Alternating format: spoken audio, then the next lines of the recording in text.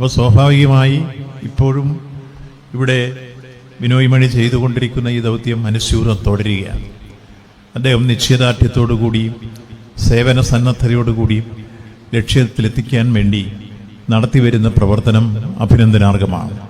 ഇന്നത് വിവിധ മേഖലകളിൽ വ്യാപിച്ച് അനവധി പ്രവർത്തകർ ഇതിനോടൊപ്പം സഹകരിച്ച് ഒരു വലിയ പ്രസ്ഥാനമായി അദ്ദേഹം മാറ്റിക്കഴിഞ്ഞിരിക്കുന്നു.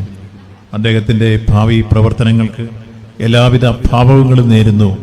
ഇപ്പോൾ നിരവധി ആളുകളെ ഇവിടെ ആദരിക്കുന്ന ചടങ്ങുകൾ കൂടി നടക്കുന്നുണ്ട്. അതും സംസ്കാര സമ്പന്നമായ ഒരു സമീപനമാണ്. വിവിധ തലങ്ങളിൽ പ്രവർത്തനങ്ങളിൽ മികവ് പ്രകടിപ്പിക്കുന്നവരെയും സേവന ദൗത്യങ്ങൾ ഏറ്റെടുത്ത് മുന്നോട്ട് വരുന്നവരെയും ആദരിക്കുക എന്നത് സംസ്കാരമുള്ളവരുടെ ലക്ഷണമാണ്. ആ നിലയിൽ ബിനോയ് മണി തൻ്റെ പൊതുപ്രവർത്തനം സാമൂഹ്യ രംഗത്തും സാംസ്കാരിക രംഗത്തും ഒപ്പം അദ്ദേഹം ജീവകാരുണ്യ പ്രവർത്തനങ്ങളുമെല്ലാം ഒരുപോലെ അദ്ദേഹം ഇതിനായി നിയോഗിക്കപ്പെട്ട ഒരു വ്യക്തി എന്ന രൂപത്തിൽ തന്നെ അദ്ദേഹത്തിൻ്റെ സേവന ദൗത്യവുമായി മുന്നോട്ട് പോവുകയാണ്. അദ്ദേഹത്തിന് നമുക്ക് എല്ലാ ഭാവങ്ങളും നേരാം.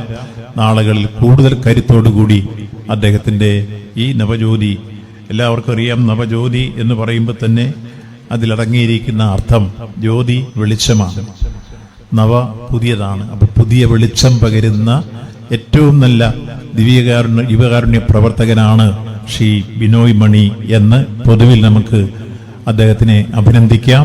ആ നിലയിൽ അദ്ദേഹത്തിൻ്റെ ഭാവി പ്രവർത്തനങ്ങൾക്ക് എല്ലാവിധ ഭാവങ്ങളും നേർന്നുകൊണ്ട് ഈ സമ്മേളനം ഉദ്ഘാടനം ചെയ്തതായി പ്രഖ്യാപിക്കുന്നു. നന്ദി, നമസ്കാരം. Thank you sir.